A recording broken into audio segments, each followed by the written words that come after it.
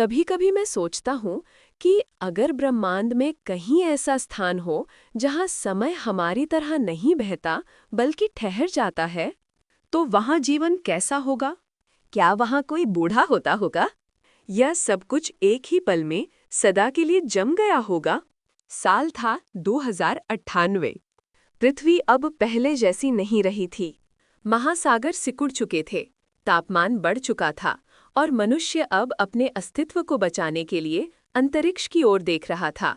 इसी बीच नासा और इसरो के संयुक्त मिशन ने एक ग्रह खोजा जिसका नाम रखा गया क्रोनोस 9।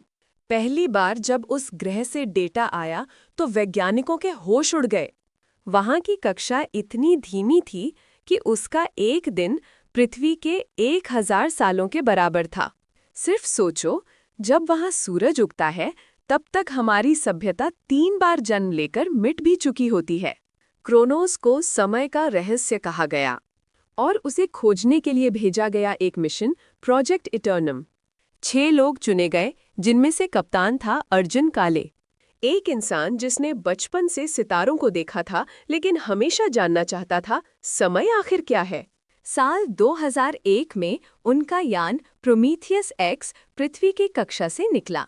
लाखों किलोमीटर की यात्रा के बाद वे पहुंचे उस अंधेरे नीले ग्रह पर जहां रोशनी भी मानो धीमी पड़ जाती थी। जैसे ही वे उतरे, अजीब चीजें होने लगी। उनकी घड़ियां रुक गए, हार्टबीट सेंसर्स स्लो मोशन दिखा रहे थे और हवा इतनी भारी थी जैसे किसी ने पूरे ब्रह्मांड को धीमे कर दिया हो। अर्जुन ने कहा, ये ग्रह समय को खींच लेता है। लेकिन असली झटका तब लगा जब उन्होंने गुफाओं में कुछ मानव आकृतियों के निशान देखे। वो इंसान जैसी ही थीं, लेकिन वहां तो कभी कोई गया ही नहीं था। टीम का साइंटिस्ट बोला, ये संभव नहीं, जब तक कि वाक्य पूरा करने से पहले ही उसकी आवाज धीमी पड़ गई, जैसे उसके शब्द हवा में जम गए हों। कुछ देर बाद अर्जुन को एक पत्थर के अंदर जमी हड्डियां मिली।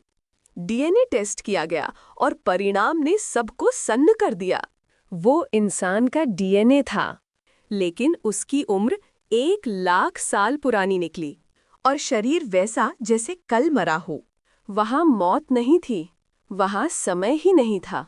कुछ दिनों बाद टीम को महसूस हुआ कि क्रोनोस 9 पर दिन बीत ही नहीं रही। वे जो सोचते थे वो भी धीरे धीरे ठहरने लगा।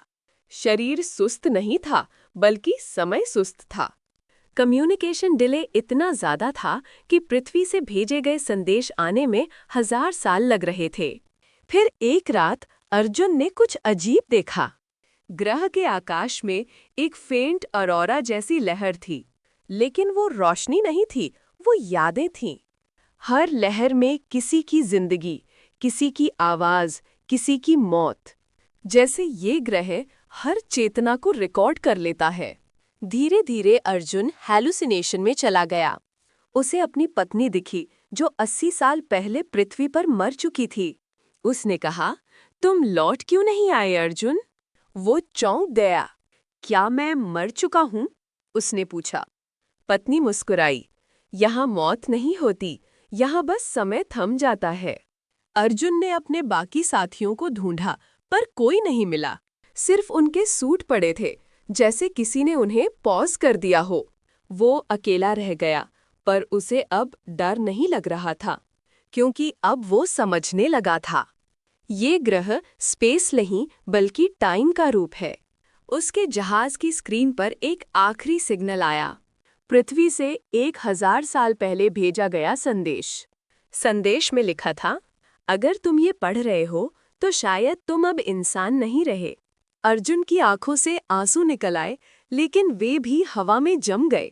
वो जहाज के बाहर निकला और आसमान की ओर देखा। अब उसे तारे नहीं बल्कि घटनाएं दिख रही थीं। हर रोशनी किसी जीवन का पल थी। वो धीरे धीरे समझ गया कि क्रोनोस 9 कोई साधारण ग्रह नहीं, ये समय की प्रयोगशाला है, जहां हर प्राणी अपने जीवन का हर सेकंड बार बार जीता है, सदैव के लिए। अर्जुन ने अपनी आखिरी लॉग एंट्री रिकॉर्ड की।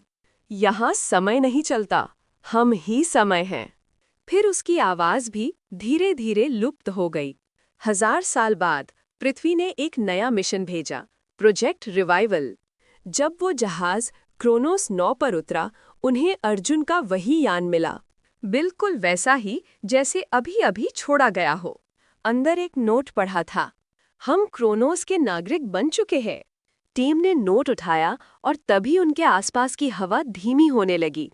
उनकी घड़ियां रुक गईं और कप्तान ने आखिरी बार कहा, शायद यहाँ कोई लौटता नहीं, क्योंकि यहाँ समय नहीं है, यहाँ हम ही समय है।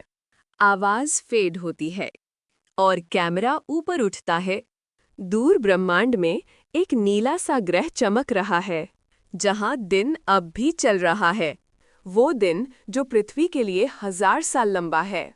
कुछ जगहें खोज के लिए नहीं होती, वे हमें ये सिखाने के लिए होती हैं कि समय सिर्फ घड़ी की सुइयों में नहीं, हमारे अस्तित्व की धड़कनों में छिपा है।